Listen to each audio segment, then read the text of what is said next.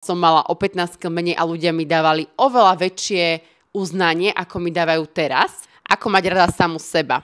To by som mohla hovoriť, že 3 hodiny tu o tom. A my si stále dávame nejaké mety, ktoré chceme dosiahnuť. A myslíme si, že keď túto metu dosiahneme, ja už túto 100% nebudem šťastná, ale to sa proste nikdy v živote nestane, pretože pokiaľ ty sa nemáš rada dnes a neakceptuješ sa aj so všetkým, čo na sebe nemáš rada, aj napriek tomu sa učíš milovať sa, každý deň sa proste máme zdokonalovať. Samozrejme, máme byť lepšími nami, neporovnávať sa a makať na sebe.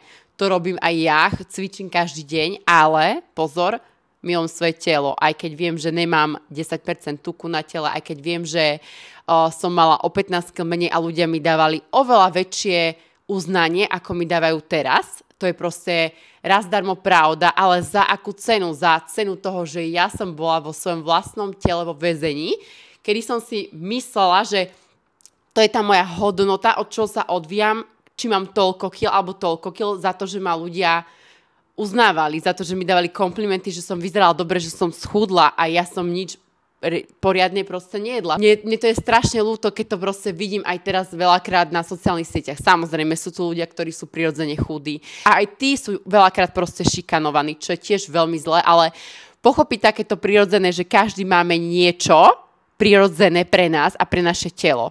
A nechať to proste byť a nechať a pracovať s tým a makať na sebe a zlepšovať, ja neviem, hľadať možnosti pohybu a nie možnosti toho, ako vzísť čo najmenej. Takže pre mňa sebaláska a to, ako mám rada samu seba, je to, aby som akceptovala dnes, kým som. Normálne sa mi trasú ruky, lebo proste to je, že ja to vidím všade v mojom okolí. Hej, že proste, že čo tie ženy sú schopné spraviť a mne to je strašne ľúto, pretože to, že niekto je prirodzene chudý a má prirodzene úplne nízke percento tuku, neznamená, že sú ty a neznamená, že ty nie si krásna.